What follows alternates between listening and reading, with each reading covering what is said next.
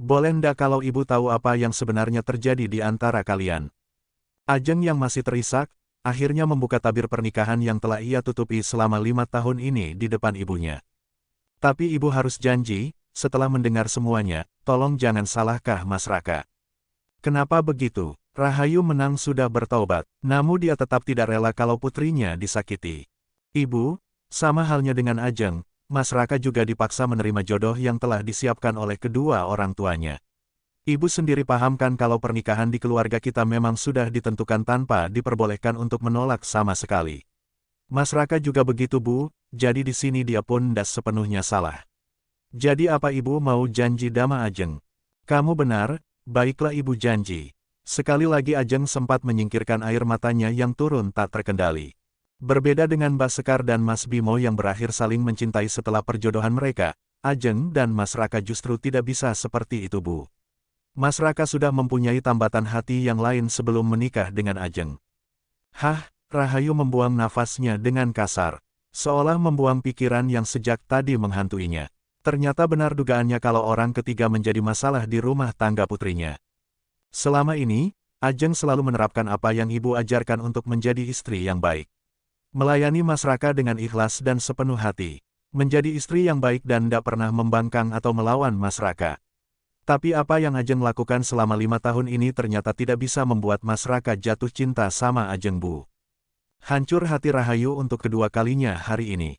Setelah putra bungsunya berhasil membuat hatinya remuk karena ancamannya, sekarang Rahayu harus mendengar derita putrinya selama ini. Mas Raka memang menikah dengan Ajeng Bu. Tapi hati Mas Raka tetap milik Ratna, tambatan hatinya sejak dulu. Apa Raka pergi ke rumah wanita itu kalau dia pergi malam-malam begini? Wajah Rahayu sudah memerah. Dia tidak akan bisa memaafkan Raka kalau sampai membantunya itu berhubungan terlalu jauh dengan wanita lain di saat Raka masih terikat pernikahan dengan Ajeng. Jadi Ratna ini memiliki kelainan jantung Bu. Dia sering keluar masuk rumah sakit. Kalau Mas Raka pergi malam-malam begini, itu tandanya Ratna sedang dirawat di rumah sakit. Ajeng tahu karena Ajeng pernah beberapa kali mengikuti Mas Raka. Anga juga tahu keadaan Ratna dari pihak rumah sakit. Tapi tindakannya itu tetap salah Nduk. Dia pria beristri, walau dia ndak mencintaimu, tapi ndak sepantasnya dia meninggalkan istrinya dan memilih menemani wanita lain. Antara marah, kecewa dan sedih, Rahayu tak tahu harus mendahulukan yang mana. Ibu sudah janji ndak akan menyalahkan Mas Raka. Iya maaf Nduk, tapi apa kamu yakin kalau Raka ndak pernah berbuat macam-macam sama wanita itu Nduk? Ajeng percaya sama Mas Raka Bu. Tapi kenapa selama 5 tahun kalian menikah, kamu belum hamil Nduk? Apa kalian ndak Kami sudah melakukannya Bu. Itulah yang membuat Ajeng percaya kalau Mas Raka bisa menjaga diri dari godaan di luar sana, karena Mas Raka selalu melampiaskan naas Tris Sunya ke Ajeng meski Mas Raka selalu menyebut nama wanita lain saat kami melakukannya. Hiks, Ajeng kembali tak bisa menahan tangisnya. Rasanya sungguh pedih. Di saat pertama kali Raka mengaulinya, justru nama Ratna yang terucap bersamaan dengan pelepasan pertama mereka. Rahayu memeluk putrinya dari samping. Hanya ada rasa sesal di dalam hati Rahayu saat ini. Bisa-bisanya dia tak tahu penderitaan putrinya selama ini. Kalau kalian sering melakukannya, kenapa kamu ndak hamil Nduk? Mungkin dengan hamil, perasaan Raka bisa berubah sama kamu. Mas Raka selalu pakai pengaman Bu, jadi ndak mungkin kalau Ajeng hamil. Astagfirullah, kuat sekali hatimu selama ini Nduk. Maafkan Ibu, Rahayu mengecup pucuk kepala putrinya dengan tangisannya. Ajeng ndak kuat lagi Bu.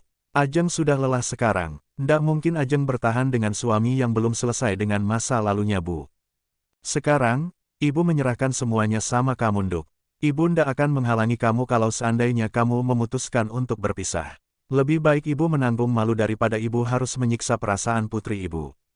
Matur suwun Ibu Hiks, Ajeng memeluk ibunya dengan erat. Sungguh dia merasa lega sekaligus bahagia karena kembali mendapatkan perhatian dan pelukan hangat dari ibunya. Tapi, Rahayu kembali memegang kedua bahu Ajeng. Menatap lekat kedua mata Ajeng yang sembab. Apa kamu mencintai Raka? Kedua bola mata Ajeng langsung bergerak tak tenang. Itu sudah cukup menjawab pertanyaan Rahayu sebenarnya. Putrinya itu jatuh cinta pada Raka, suami Ajeng sendiri walau suaminya itu telah melukai Ajeng dengan begitu dalam. Kamu mencintai suamimu kan Nduk? Bagaimana Ajeng ndak mencintai Mas Raka Bu? Dia suami Ajeng, pria yang pertama kali masuk ke dalam hidup Ajeng selain Bapak dan Aditya. Dia pria yang tidur seranjang dengan Ajeng, dia pria yang selalu Ajeng layani setiap hari dalam hal apapun. Perasaan ini tumbuh dengan sendirinya walau Mas Raka mematahkannya berkali-kali Bu. Malangnya putri ibu, Rahayu mengusap air mata Ajeng yang sejak tadi tak pernah berhenti. Padahal Rahayu yakin kalau selama 5 tahun ini, hanya air mata itu yang mengerti dan menemani Ajeng setiap hari. Ambillah keputusan secepatnya sebelum kamu terluka semakin dalam Duk. Ibu akan sangat merasa bersalah seumur hidup kalau sampai kamu terus bertahan sangat suami seperti Raka. Ibu ndak mau lagi menghancurkan hidup kamu semakin jauh. Baik kamu, mbakmu atau adikmu, mulai sekarang ibu akan mendukung keputusan kalian. Nggih Bu, matur suwun. Ajeng mencoba menipiskan bibirnya di depan Rahayu, tapi itu justru terlihat mengenaskan. Ibu kembali ke kamar dulu, kamu istirahat aja. Ndak usah dipikirkan suamimu itu. Biar Allah yang akan menyadarkannya kalau dia telah menyia-nyiakan istri sebaik kamu. Rahayu mengusap air mata Ajeng juga menyisir rambut Ajeng yang berantakan dengan jarinya. Nggih Bu, ibu pergi. Rahayu mulai beranjak dari sofa. Bu, Ajeng mengejar ibunya yang sudah sampai di depan pintu. Ajeng mohon, ibu tetap seperti biasa dan pura-pura ndak tahu di depan Mas Raka ya Bu. Biar Ajeng yang menyelesaikan semuanya sendiri. Iya, ibu mengerti. Meski sangat berat bagi Rahayu untuk terlihat biasa saja di hadapan menantu biatnya, tapi demi Ajeng, Rahayu akan melakukannya. Sugeng sare Bu, selamat tidur Bu. Iya Ca Ayu, kamu juga yo. Nggih Bu, sampai subuh tiba. Akhirnya Ajeng sama sekali tak bisa memejamkan matanya. Biasanya dia akan memilih tidur daripada merasakan hatinya yang sakit saat ditinggal suaminya menemui wanita lain. Tapi setelah tadi malam ibunya memberinya kebebasan, Ajeng telah memikirkan semuanya semalaman suntuk. Dia tidak bisa terus menanggung rasa sakitnya sendirian. Dia juga ingin bahagia seperti kakak dan adiknya. Dia ingin pernikahan yang sesungguhnya, penuh cinta dan kehangatan. Meski dia mencintai Raka, tapi dia tidak ingin selamanya terpenjara dalam rumah tangga menyesakkan seperti itu. Kalau memang Raka tak bahagia dengannya, maka biarlah Raka bahagia dengan wanita pilihannya. Saat Ajeng melipat mukenanya, pintu kamarnya terbuka. Ini sudah subuh, jadi sudah semestinya Aditya pulang seperti biasa. Sudah pulang Mas. Ajeng menyambut tangan suaminya. Hanya jawaban seperti itu yang selalu Ajeng dapat meski dia menyambut kepulangan suaminya dengan hangat dan penuh senyuman. Tentu saja senyum palsu untuk menyamarkan luka di hatinya. Ajeng hanya menatap punggung suaminya yang berjalan masuk ke dalam kamar mandi. Helaan nafas berat keluar begitu saja dari Ajeng. Sungguh dia benar-benar lelah saat ini. Sesuai kebiasaannya, Ajeng akan menyiapkan baju serta segala keperluan Raka untuk berangkat ke kantor. Karena ini hari Senin, maka Raka akan memakai setelan jas yang rapi. Sedangkan kalau hari Jumat memakai batik dan Sabtu memakai setelan santai namun masih terlihat rapi. Ajeng sendiri yang menyiapkannya selama ini. Dia benar-benar mengurus Raka dengan baik, mulai dari urusan penampilan, urusan ranjang dan perut pun Ajeng memenuhi semuanya. Tapi sayang, Raka seakan buta akan hal itu. Tak pernah sedikitpun pria itu berniat membuka hatinya, memberikan sedikit ruang untuk Ajeng agar bisa masuk dan mengisi sedikit saja bagian dari hati Raka. Setelah Raka keluar dari kamar mandi, barulah Ajeng masuk untuk membersihkan diri. Seperti itulah keadaan rumah tangga Ajeng. Begitu dingin dan penuh keheningan. Bukannya Ajeng tidak mau mengambil inisiatif lebih dulu untuk mencoba mendekatkan diri pada Raka. Tapi pria itu sendiri yang memang ingin menciptakan jarak di antara mereka. Mas Raka, boleh ndak kalau aku tahu apa yang Mas Raka suka dan ndak suka? Kan kita baru kenal jadi belum tahu apapun tentang satu sama lain. Nanti Mas Raka juga boleh tanya apapun sama A. Aku nggak mau tahu apapun tentang kamu. Sambar Raka begitu saja. Ajeng sempat tersentak waktu itu karena baru beberapa jam yang lalu Raka resmi mempersunting dirinya. Namun Raka justru menunjukkan ketidaksukaannya pada Ajeng. Cukup urusi dirimu sendiri dan gak usah ikut campur urusanku.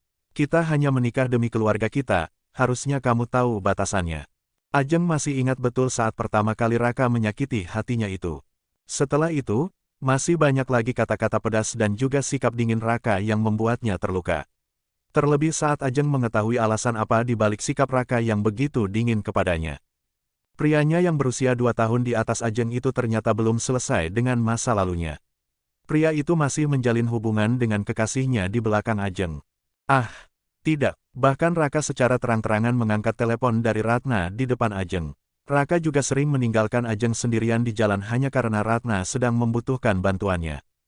Terlalu banyak kesakitan yang Ajeng terima dari suaminya itu sampai tak akan cukup jika diceritakan dalam satu episode saja. Hingga akhirnya Ajeng telah sampai di titik yang disebut lelah. Seperti biasa, setelah keduanya siap, mereka akan keluar dari paviliun secara bersama-sama, menuju rumah utama, berkumpul dengan yang lainnya untuk sarapan. Mereka akan terlihat baik-baik saja di depan semua orang seperti 5 tahun ini. Hingga tak akan ada yang curiga sama sekali dengan pernikahan mereka yang sudah hancur sejak hari pertama pernikahan. Sugeng Enjang Ibu, sapa Ajeng dengan senyumnya yang ringan. Ajeng benar-benar memainkan perannya dengan baik sampai membuat ibunya heran. Andai saja Rahayu belum tahu tentang apa yang terjadi sesungguhnya, pasti Rahayu juga tertipu dengan senyum di bibir Ajeng itu. Iya, ayo duduk. Mata Rahayu tak lepas menatap Raka, menantu durjana yang menyakiti putrinya selama ini. Tadi malam ibu mendengar suara mobil keluar, memang siapa yang pergi? Rahayu membuat semua orang saling bertatapan termasuk Raka yang langsung menatap Ajeng. Namun Ajeng tak lagi menundukkan kepalanya karena takut, dia memilih memalingkan wajahnya ke arah Rahayu. Nggak ada Bu, itu cuma Ajeng saja yang ambil sesuatu di mobil Mas. Raka terus pindah parkir sekalian, ucap Ajeng pada ibunya yang jelas-jelas menutupi suaminya. Ajeng juga menatap Rahayu dengan tatapan memohon agar ibunya menepati janjinya tadi malam. Ya sudah, ayo sarapan. Sarapan pagi ini tetap berjalan seperti biasa. Ajeng bisa bernafas lega karena ibunya benar-benar menepati janjinya meski tadi sempat membuat Ajeng ketakutan karena pertanyaannya. Apa Ratna masuk rumah sakit lagi Mas? Tanya Ajeng ketika sudah tiba di kamar lagi. Meski Ajeng sudah tahu, tapi dia yang tak tahan dengan keheningan akhirnya mencoba untuk berbasa-basi. Raka yang sedang membereskan tas kerjanya tampak berhenti sejenak. Jantungnya kambuh lagi, jawab Raka dengan dingin. Apa sampai sekarang belum ada pendonor yang cocok untuk Ratna? Raka menatap Ajeng dengan keningnya yang berkerut. Kenapa? Apa kamu merasa risih karena Ratna terus keluar masuk rumah sakit dan membuatku terus bersamanya daripada di sini bersamamu begitu? Kamu cemburu? Bukan begitu maksudku Mas. Aku hanya kasihan karena Ratna tak kunjung sembuh. Bukannya kalau Ratna sembuh, kamu lebih bahagia karena bisa melihat wanita yang kamu cintai bisa sehat lagi. Waktu yang kalian punya untuk berdua juga akan lebih menyenangkan bila dipakai untuk liburan dan jalan-jalan daripada harus terus berada di rumah sakit. Ajeng terlihat tenang saat mengucapkan kata demi kata dari bibirnya. Bukannya tersinggung, Raka justru semakin menatap Ajeng penuh tanya. Dia merasa ada yang aneh dengan istrinya itu. Ya sudah kalau Mas mau berangkat. Hati-hati ya Mas, nanti kalau pulang kerja Mas mampir ke rumah sakit, kirim salamku buat Ratna. Ajeng langsung meraih punggung tangan Raka untuk menciumnya, kemudian berlalu begitu saja keluar dari kamar. Tak seperti biasanya yang akan terus berada di sisi Raka sampai mengantarkan Raka ke depan untuk berangkat kerja. Ada apa dengannya? Ajeng sungguh terlihat aneh di mata Raka sejak tadi pagi. Istrinya itu terlihat tak peduli kepadanya. Bahkan kata-katanya pun terlihat acuh tak selembut biasanya.